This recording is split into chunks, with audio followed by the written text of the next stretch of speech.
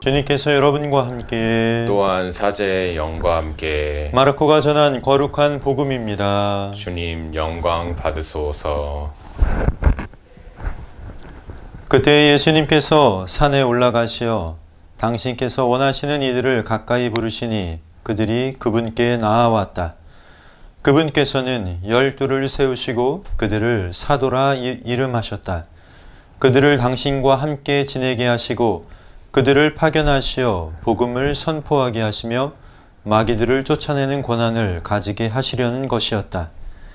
이렇게 예수님께서 12를 세우셨는데 그들은 베드로라는 이름을 붙여주신 시몬, 천둥의 아들들이라는 뜻으로 보아네르게스라는 이름을 붙여주신 제베데오의 아들 야고보와 그의 동생 요한, 그리고 안드레아, 필립보, 바르톨로메오, 마테오, 토마스, 알페오의 아들 야고보, 타데오, 열혈당원 시몬, 또 예수님을 팔아넘긴 유다 이스카리옷이다.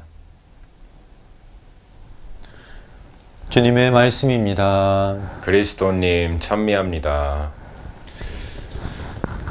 네, 안녕하십니까. 저는 잠비아에서 선교 중인 김종용 프란시코 신부입니다. 오늘 이 미사를 통해서 여러분들 뵙게 돼서 정말 반갑습니다.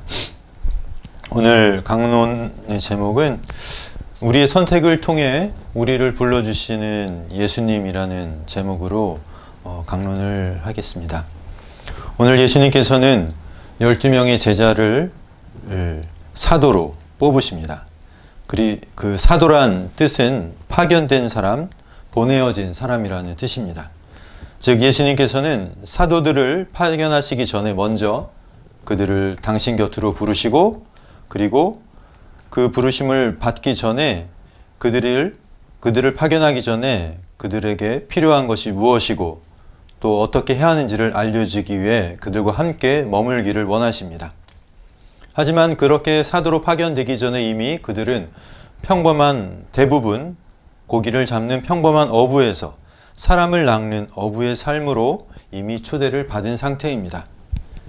그렇게 사도가 된 그 제자들은 이스가리옷 유다를 제외하고는 하느님의 말씀을 선포하고 마귀를 쫓아내는 권한을 받은 후에 온 삶을 통해 그 사명을 수행하다가 순교하셨습니다.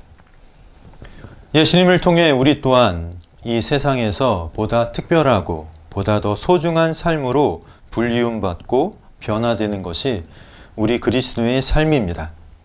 우리가 불리움을 받기 전에 우리는 하느님을 모르는 미신앙인에서 하느님의 자녀로 살아가는 신앙인의 삶으로 변화되었습니다. 그리고 우리의 각자 삶 안에서 우리에게 걸맞는 그 사명을 띠고 살아가게 됩니다. 하지만 우리가 처음에 하느님의 자녀가 되는 그 순간, 불리움을 받았던 그 순간이 한 번으로 그치는 것이 아닙니다. 오늘이라는 하루, 그리고 오늘 내가 만나는 사람들, 또 내가 가는 그 장소에서 나는 매 순간순간 하느님께서 나를 불러주시는 그 부르심에 응답하며 살아가고 있습니다. 그 응답은 바로 우리의 선택에 달린 것이고 그 선택은 바로 우리의 온전한 자유의지에 달려 있습니다. 오늘 하루 내가 잠자리에서 일어나서 다시 잠자리에 들기까지 내가 선택한 모든 것들이 바로 하느님 부르심에 대한 응답이라면 우리는 순간순간 우리를 불러주시는 하느님의 그 부르심을 쉽게 느끼고 그 하느님의 사랑을 더 가까이 체험할 수 있겠지만 우리가 오늘 하루 택하는 모든 선택들이 그저 하느님과는 무관한 나의 개인적인 선택에 그치고 만다면 우리는 우리를 불러주셨던 매 순간 불러주시는 하느님의 음성을 알아듣기가 매우 힘들 것입니다. 우리는 제일 먼저 생명이라는 그 삶으로 하느님께 불리움을 받았고 또 누군가의 자녀로 또 누군가의 어머니로 또 누군가의 배우자로 살아가고 그 부르심에 계속 응답하고 있습니다. 그러나 나의 생명이 또한 내가 아내로 아버지로 자녀로 또 직장인으로 매 순간 살아가고 있는 지금 나의 선택이 예수님의 부르심에 대한 응답이 될 때 우리는 예수님의 사도로, 즉 파견받은 자, 보내어진 사람으로서 하느님께서 맡겨주신 사명을 수행할 수 있을 것입니다. 하지만 나의 선택이 그저 예수님과는 무관한 단순한 나의 선택이 그친다면 우리는 결코 하느님을 만날 수 없을 것입니다. 특별히 오늘 예수님께서는 제자들을 사도로 부르시기 전에 산에 오르십니다. 산은 하늘과 가장 가까운 장소입니다. 높은 산이든 작은 동산이든 일반 평지보다는 상대적으로 하늘에 더 가까운 것이 사실이죠.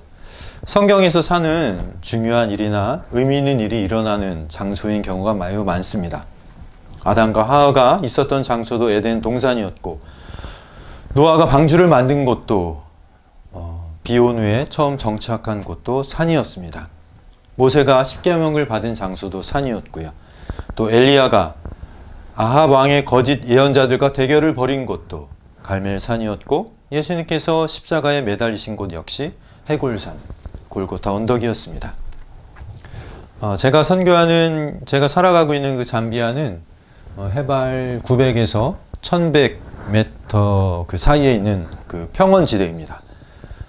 대한민국보다 7배가 넓은 그 전체 지역이 해발 900에서 1100 사이에 있다 보니까 사람들이 자기들이 그렇게 높은 곳에 살고 있는지를 느낄 수 없습니다.